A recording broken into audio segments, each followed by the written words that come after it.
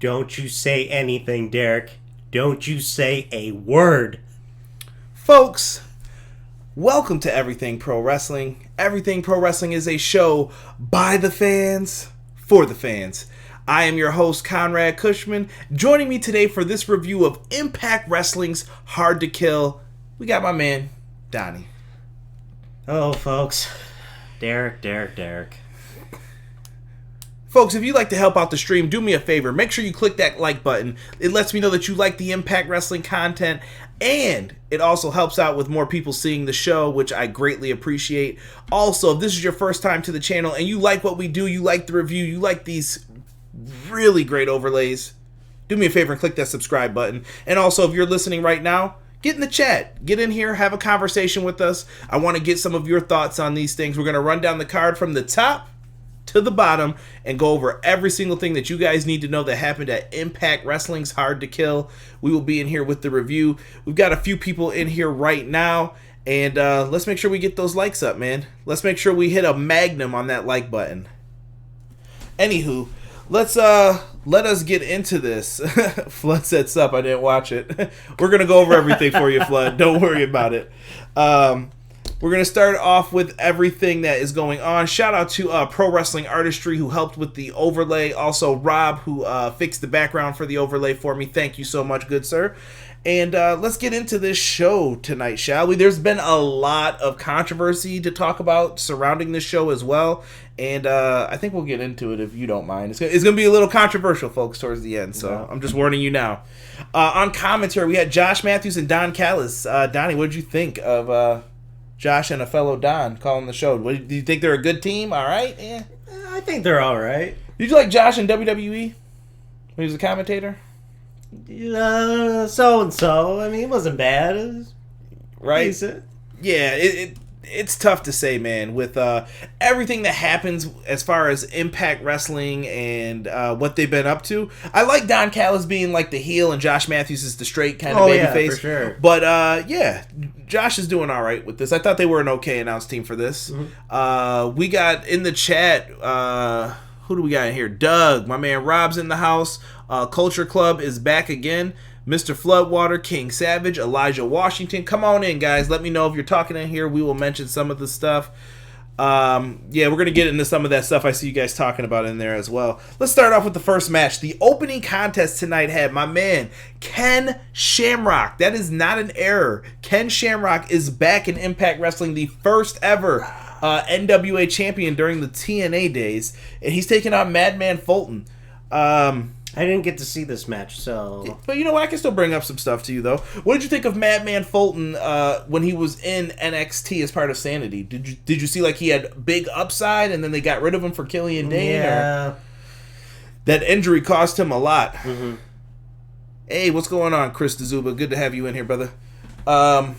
So you thought he had a big upswing, and then he just kind of lost it? Because I was impressed with what I saw of him tonight. Have you seen any of his work since he's been in Impact, really? Since he's been with OVE? Madman Fulton to me has been one of the more positive parts of OVE. I really enjoy him. He's kind of the muscle of the group, and I like that he's positioned that way, and that's what he had tonight. Ken Shamrock. Ken Shamrock's back. Were you a big fan of Ken Shamrock? Attitude Era, UFC days? Oh, I was a big Ken Shamrock. I mean, especially UFC days, like when nobody didn't even really know about UFC. Yeah, back when it was, what would they call it? Chicken fighting in a cage and all that stuff. Senator saying that. Look at you now. I was a big Dan Servin fan. Mm-hmm. So that's how back in the day, I knew of UFC, you know, their rivalry. Good days. Yeah, so Shamrock and Madman Fulton had a match here. Ken Shamrock did a really big dive over the top rope. Like, I'm talking like Roman Reigns style. So really? I give it up to Ken Shamrock. He's still able to do some of that stuff. Fulton ended up catching him, though, and ramming him into the post because he's supposed to be the big, nasty guy in this one. Mm-hmm. In this, though, they teased that Fulton had separated his shoulder. It didn't look like he really did, but they were kind of trying to make it look like, okay, I'm hurt. And during this, Ken Shamrock eventually wrestled him down to the ground, flipped over on top of him, and kind of put him in like this Rings of Saturn. And Madman Fulton had no other choice but to tap out. He had his arms trapped, nowhere to go. I like it. They made Ken Shamrock still look like I'm a badass when it comes to mixed martial arts, and it worked out good. He was known as the most dangerous man in the world, right? Yes. Back in the day, especially. He's in the zone. Ken Shamrock picks up the win. I thought this was a C+ match. I don't think they did anything too bad here, and it was a nice upgrade from what happened the last pay-per-view when he fought Moose, and I thought that was a dud of a match. So they did really good right here. C+ grade for the opening contest. Next, we had the X Division title match. Ace Austin, our boy from MLW, is the current X Division champion, taking on Trey Miguel of the Rascals. Now, Trey Miguel is absolutely amazing in this match. One of the criticisms that we had about this one was kind of doing too much, it felt like, at certain points. Like they were just trying to do too much. And it looked choreographed. But, Donnie, don't you answer the phone. I don't know what's going on, Rob, but he's in the middle of doing a review right now. Yeah, I don't know, man. They just tried a little too much in this, but the storyline behind it. Ace Austin, since becoming the X Division champion, is now like a lady killer, and he's trying to slay all the ladies. Unfortunately, he picked Trey's mom.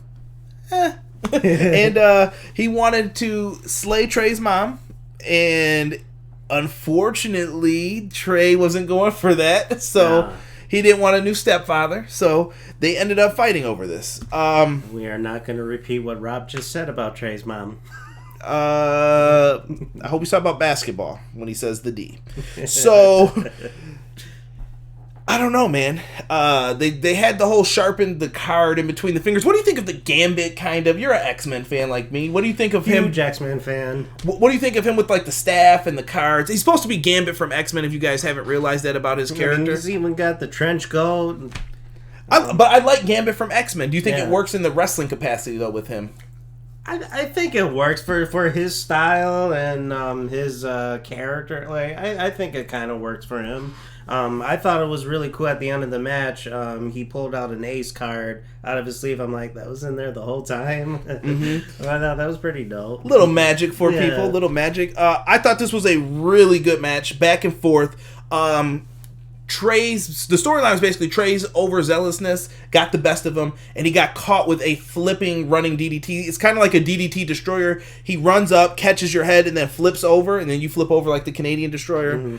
I thought that was an awesome finish for this X Division match. Great of a B-. X Division's always been one of my favorite parts of Impact Wrestling. For sure. You usually don't get a bad X Division match. They go out there, they go balls to the wall, 1,000,000 miles per hour. They're running back and forth, doing whatever they can. So the trying too much wasn't bad. I just don't like when sometimes it feels a little forced and then things are off.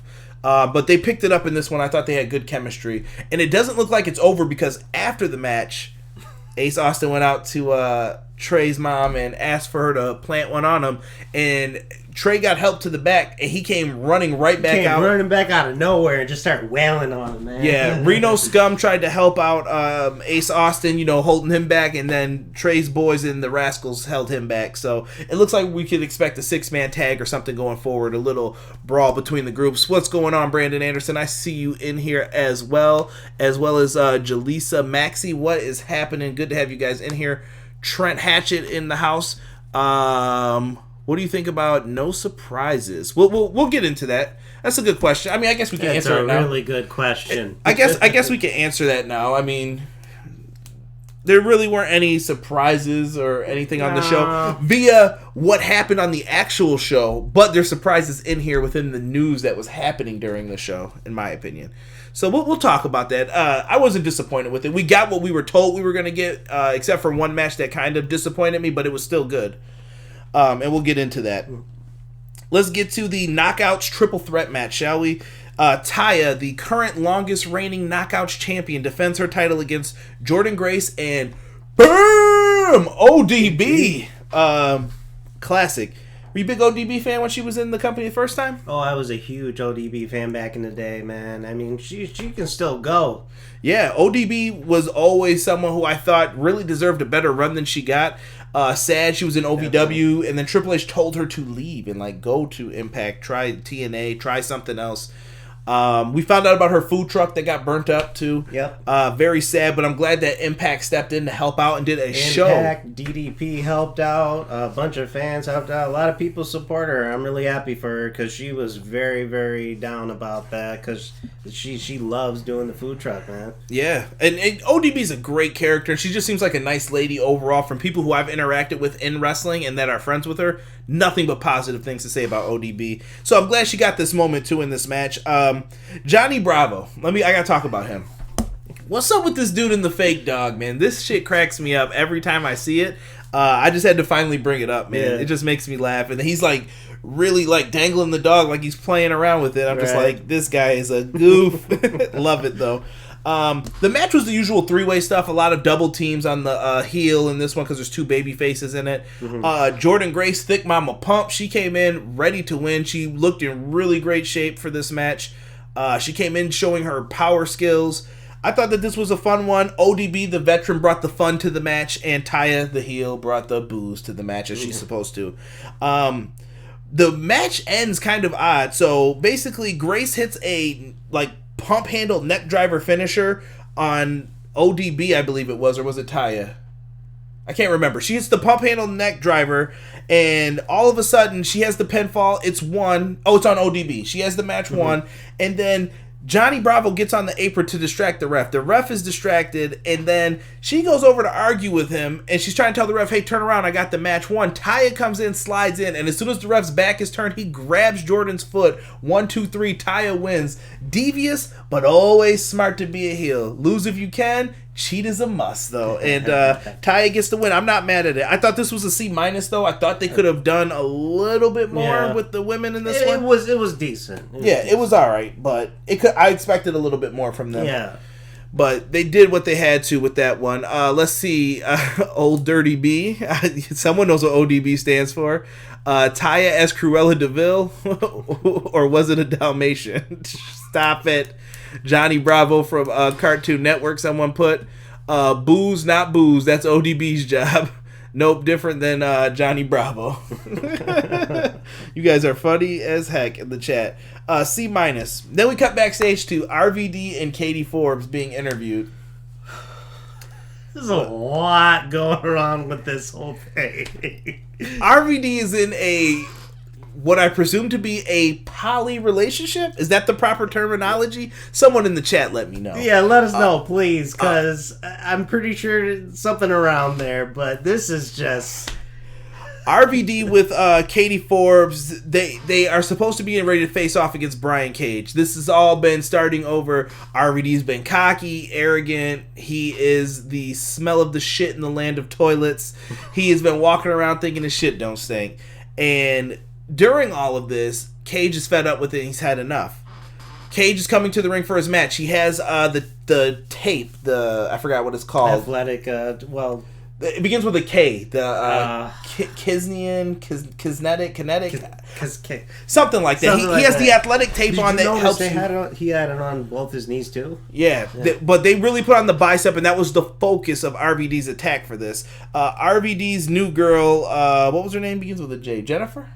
I don't know, something like that. His new girl grabs Cage when he's slapping hands with the fans and lures him in, and RVD just starts beating the shit out of him. Oh, wait, that's his girl's girl. Oh, his girl's got a girlfriend. Power pool like whirlwind. He threw him into the ring post. Cage is jacked up, all knocked out from it. And they bring him back into the ring. RVD just starts beating the shit out of him with whatever he can.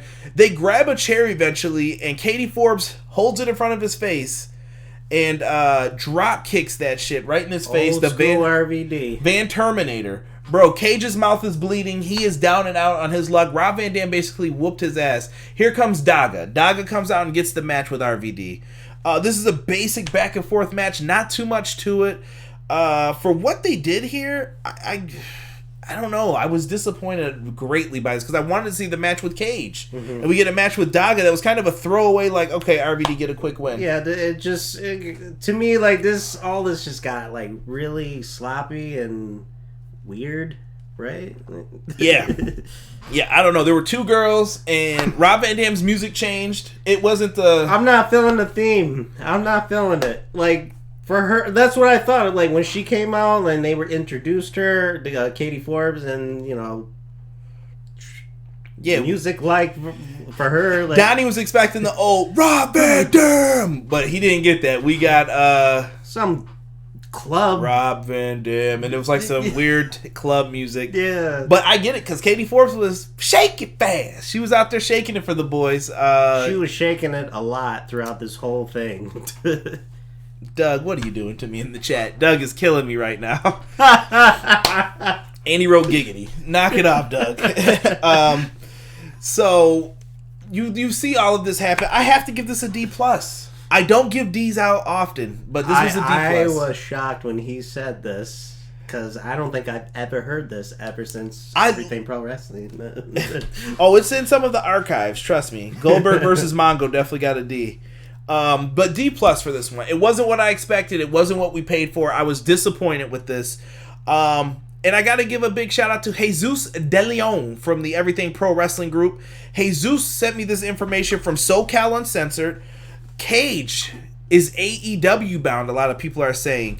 And Matt Lopez just brought it up in the chat. What's going on, Matt? Good to see you in here, brother. Brian Cage is going to AEW. I think that's a great get for them. What do you think overall? I mean, you're on my AEW reviews every Wednesday night here on the channel. Make sure you check in after the shows if you guys like AEW. I was very surprised.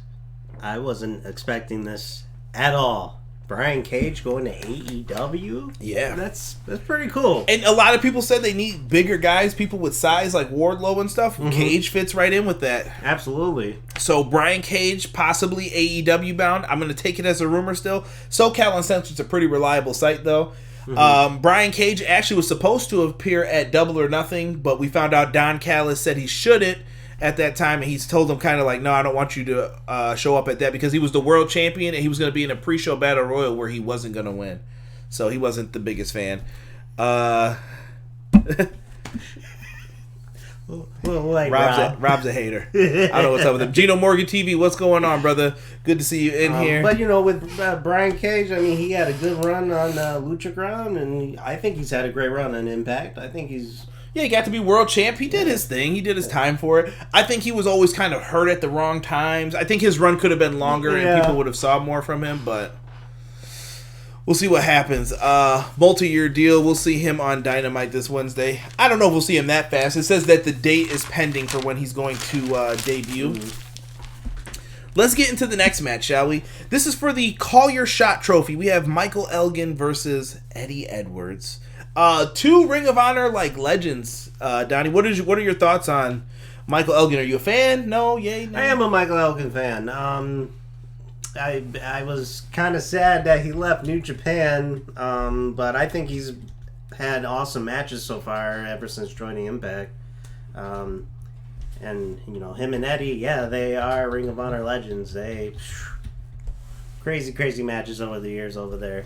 And this match, I thought it was pretty fun and awesome. As a classic Ring of Honor fan, what do you think of Eddie Edwards' change as a character in Impact Wrestling? I mean, ever since he got hit with the baseball bat, I feel like he's made a big change to his style and tried to figure out. He's more like Tommy Dreamer-esque and hardcore now. It's still something I'm still getting used to because, he was one of the Wolves, and, Eddie... I don't know, man. It's just something I'm still getting used to with the whole hardcore background and new look. His hair was braided. Yeah, it's something different here. We got a lot of things happening in this match. So this was basically a wrestling contest between the two. And they showed that they could go, but they tried to include kind of Eddie's new style within it. And Elgin kind of went to his Japan days. He fought Marufuji at the last pay-per-view, so Elgin wanted to make sure that he had the strong style a little bit in this. Mm-hmm. So I like that they clashed their kind of styles after they left Ring of Honor with this, but brought some of the Ring of Honor in it. Yeah. Now, the suplex tumble to the floor, interesting. That spot scares the hell out of me because I always think someone's going to break their neck or someone could get caught on something, break a finger. Not a fan of that spot. Some people are saying Michael Elgin puts him to sleep. Ooh, harsh in the chat. So Eddie Edwards also hit a backpack stunner on him, which I was shocked that he got him up for that. Elgin's way bigger than him, so good to see that. And we also had Edwards hit a Blue Thunder Bomb for a near fall and a Tiger Driver for a near fall on Michael Elgin back-to-back. But Elgin ends up picking up the pace. They start hitting those clotheslines, the elbows over and over again. And then the clotheslines were being exchanged back and forth. Elgin hits a buckle bomb, which usually leads to the Elgin bomb. But this time, when he puts him up for the power bomb, Eddie Edwards flips right over, hits him with the classic sunset flip. 1, 2, 3. Eddie Edwards wins back the Call Your Shot trophy. And it's his now. And when I say he wins it back, Elgin took it from him, but he didn't officially have it, and this is why it was for the trophy. But he defends his trophy. Eddie Edwards gets the win here. I thought this was a really good match. It was a really good match. No issues with that one. I gave this a grade of a B. Rob says Elgin is boring.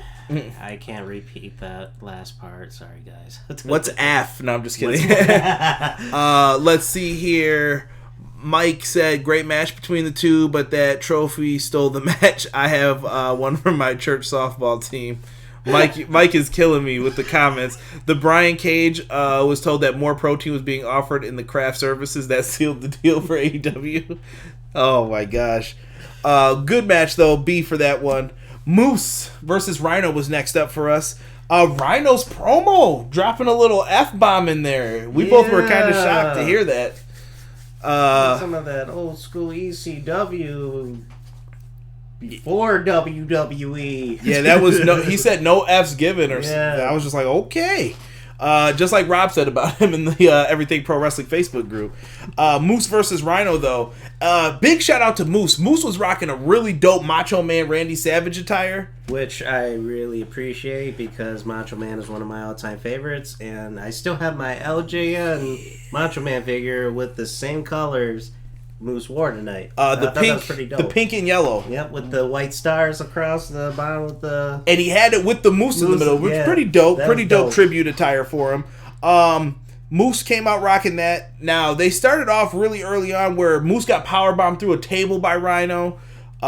This was about the gore versus the spear, or as others like to call it, the no jackhammers needed. Really fun back and forth match. I thought this redeemed Moose's match though that he had with RVD. Like he was bragging about that match where I beat RVD and he turned on you. You should get better. And also in the video, why did Moose look like an 80s gangster from like the rap videos? He really did. What's up, Rhino? Old Ice-T video. Yeah. Funny as hell when I saw them dressed like that. No, Gino Morgan, I swear I was just trying to be funny towards Rob. Rob's just being a jerk in the chat. Let's see here. Moose and Rhino was nice, but Moose... Yes. We'll get to that. So... Moose ends up hitting a Macho Man diving elbow on him at one point. It looked weird because Moose is so damn big that it didn't look impactful, but I was impressed with what he did at the same time.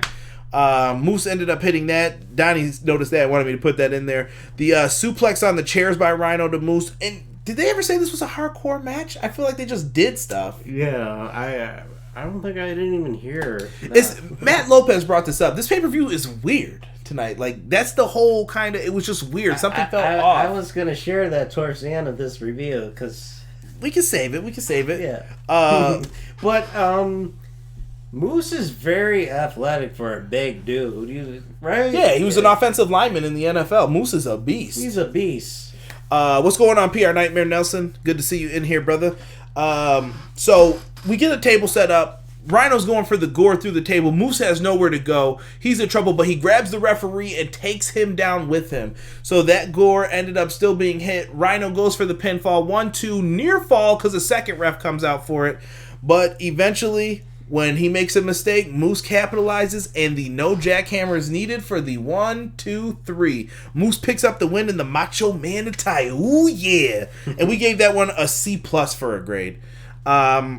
Yeah, I don't know, man. That was all right. Like I said, redeemed his match before. Yeah. Rhino gets to wrestle at least, so I'm sure he's happy. He's probably giving people pointers. Well, speaking of Rhino, real quick, Rob says, it was cool, but I hate seeing Rhino these days. Let us know why, Rob. I'm just curious. Yeah, please put why you don't like to see Rhino these days, because I thought Rhino did all right here. He was fine.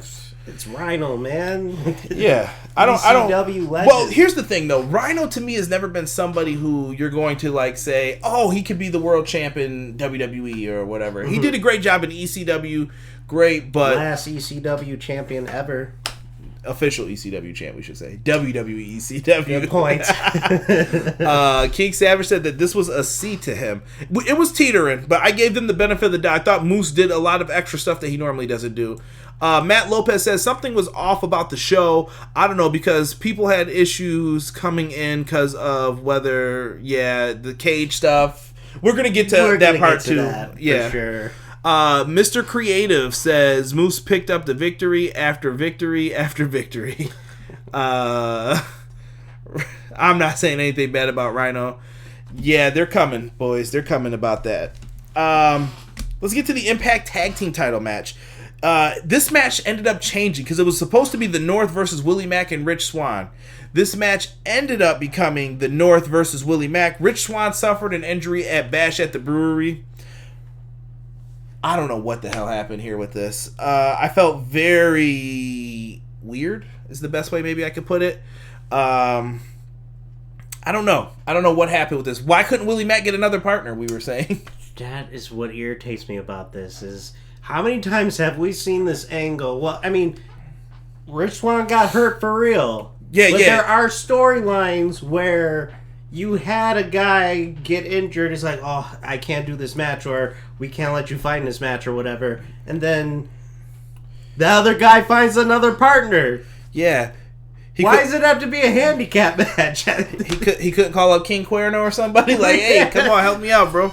I don't know what happened with this, but it ends up being a handicap match. Rich Swann really did get hurt. Like when you see his ankle on the footage from the night before or 2 nights ago, whenever that happened, his foot looked pretty mangled a little bit. You're like, I haven't seen it yet, but I'm sure I will soon. It's just off to the side a little bit. You're like, oh, he's definitely hurt.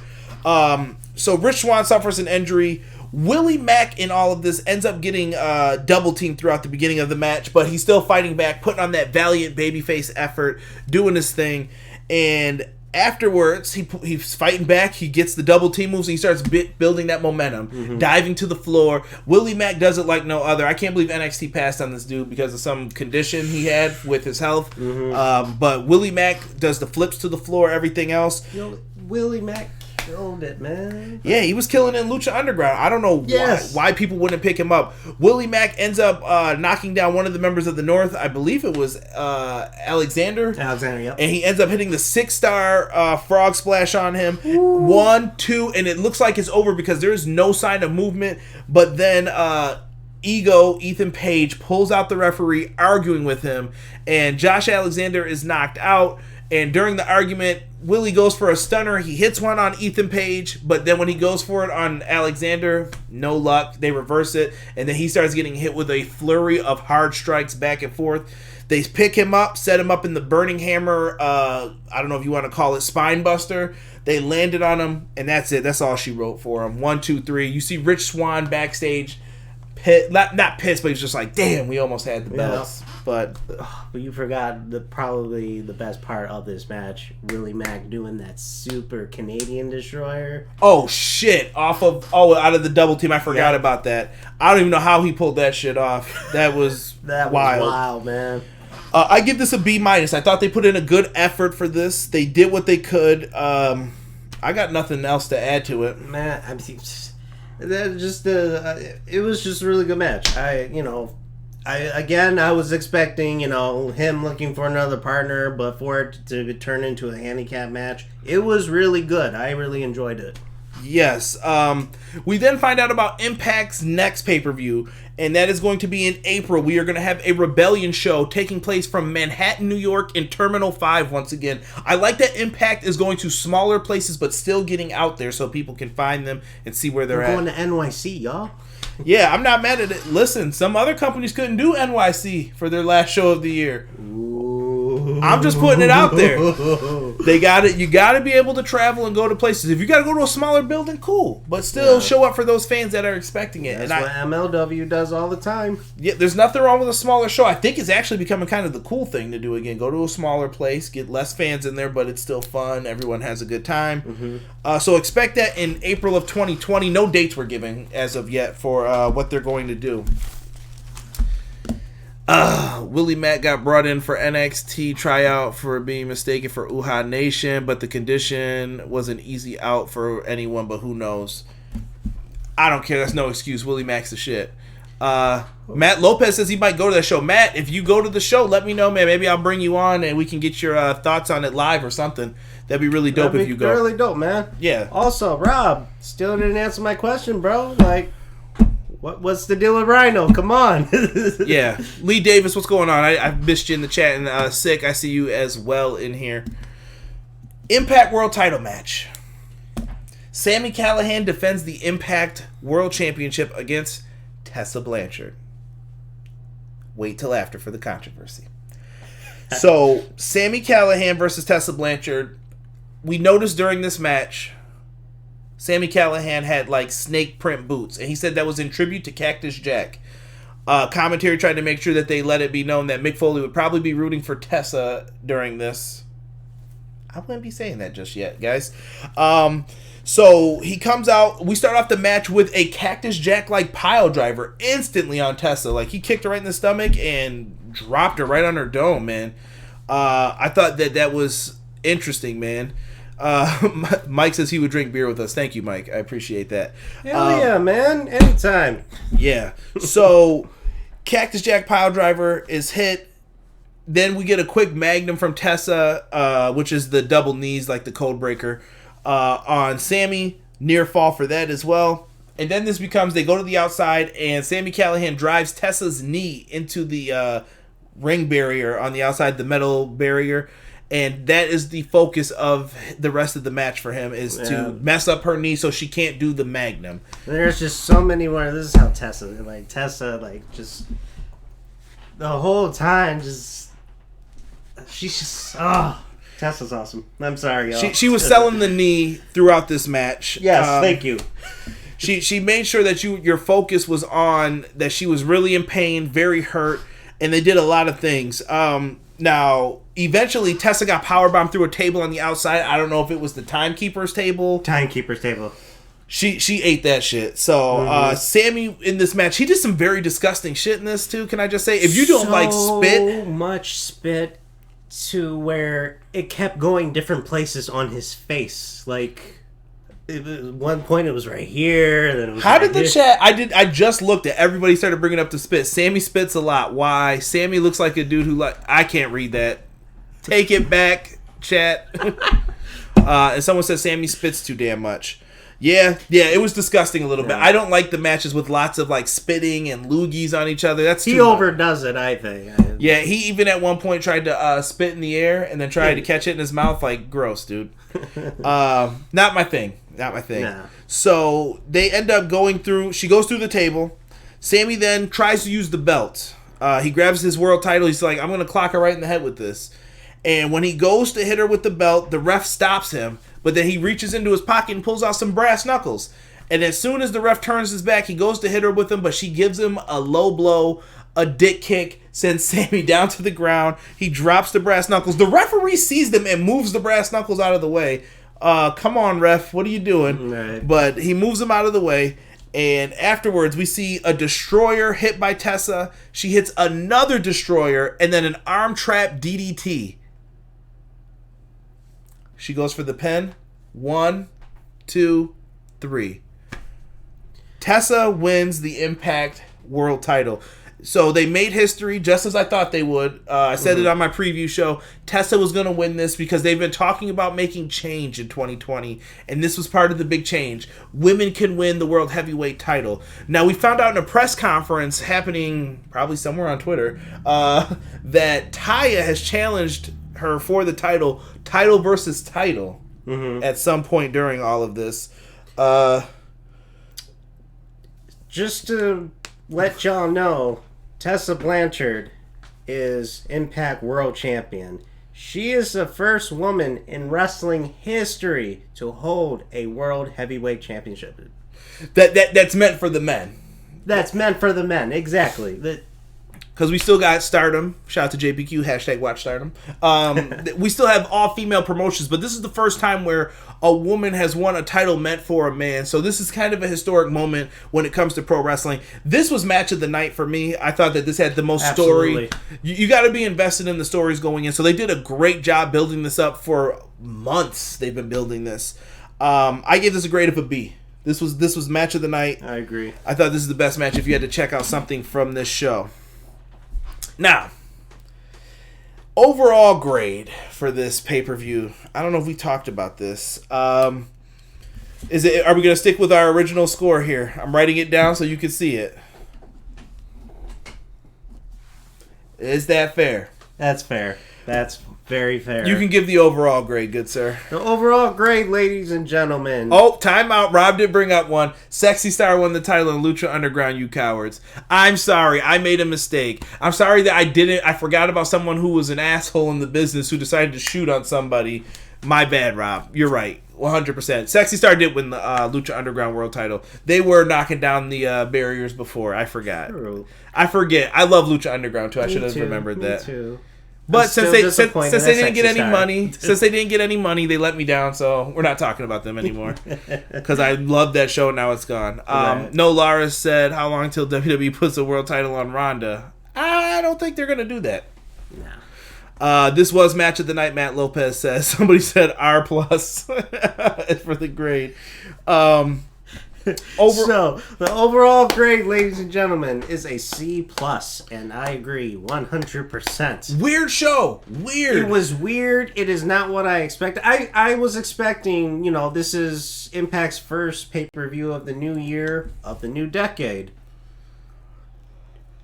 Just sloppy to me. Very sloppy. I mean, the whole Rich Swann thing.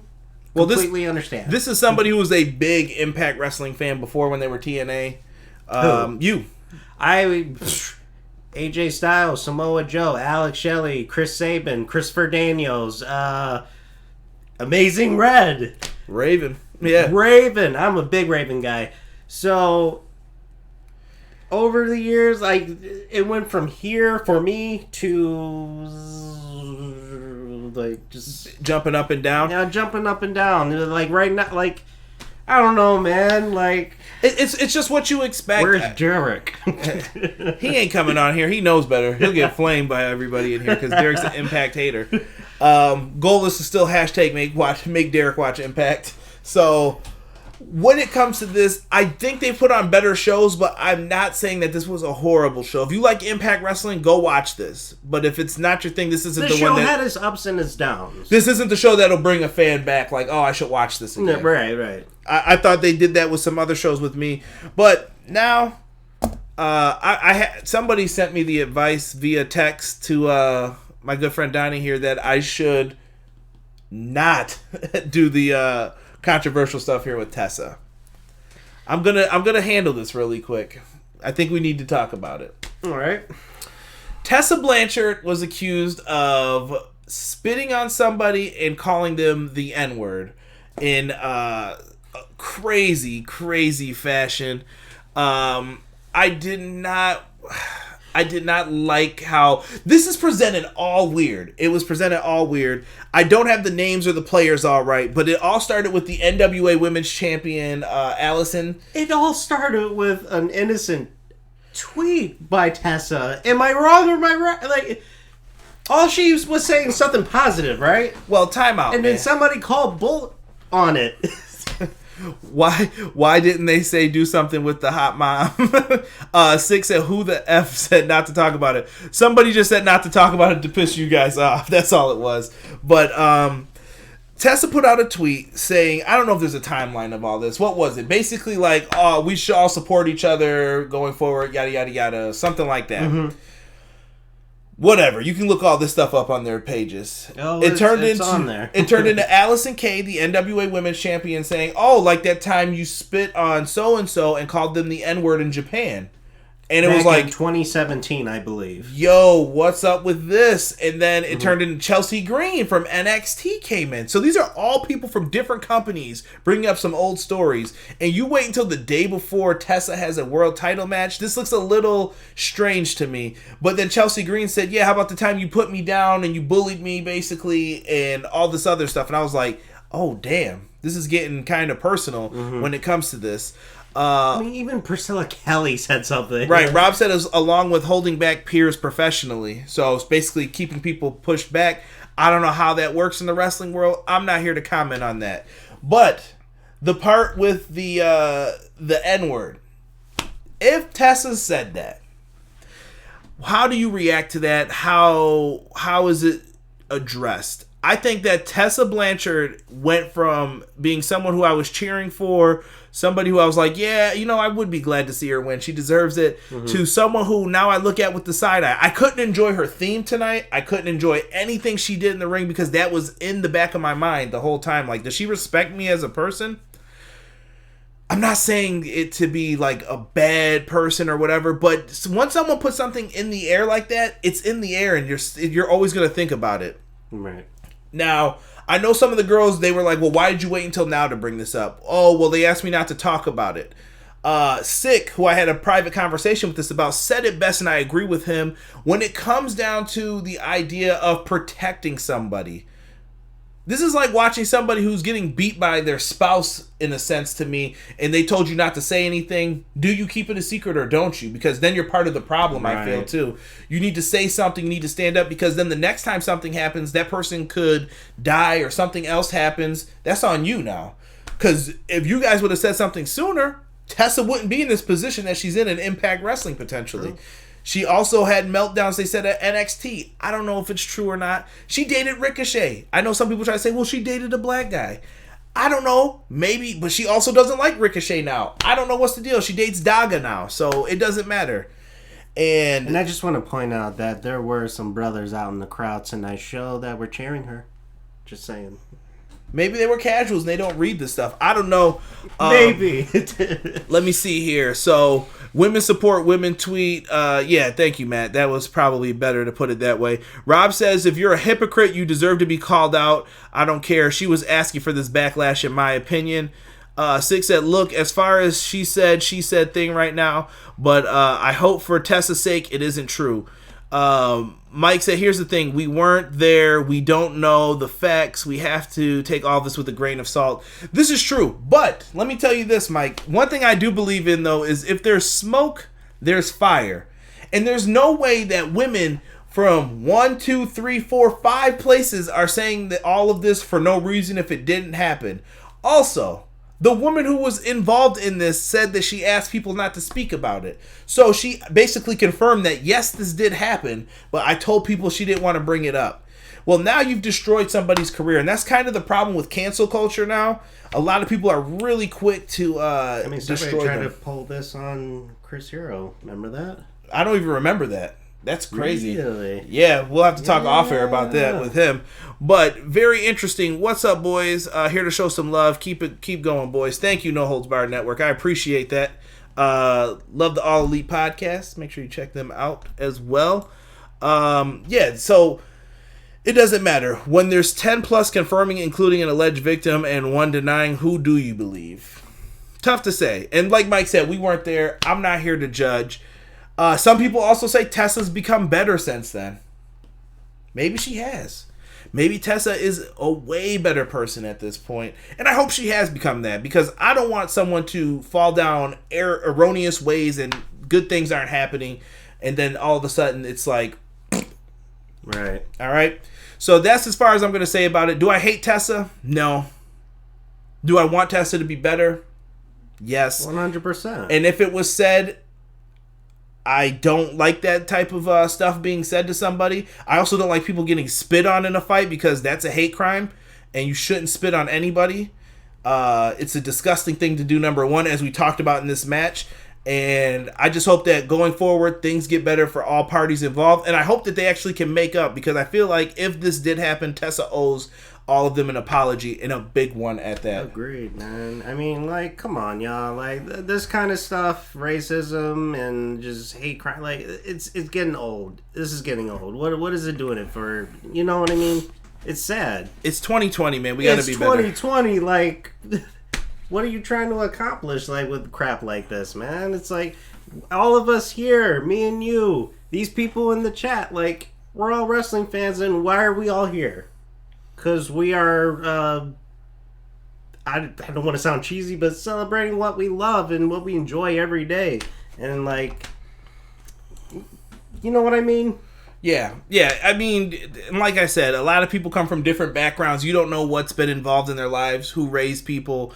It doesn't matter. At the end of the day, we're all wrestling fans, and I'm glad you guys are in here. I love the hell out of each and every one of you who come into my chats, whether it's for the AEW reviews every single Wednesday, whether you come in here when I'm doing my WrestleMania stuff, you come in here to watch me review Impact Wrestling, a local show like ESW, Ring of Honor. It doesn't matter. I'm happy to have you guys in here.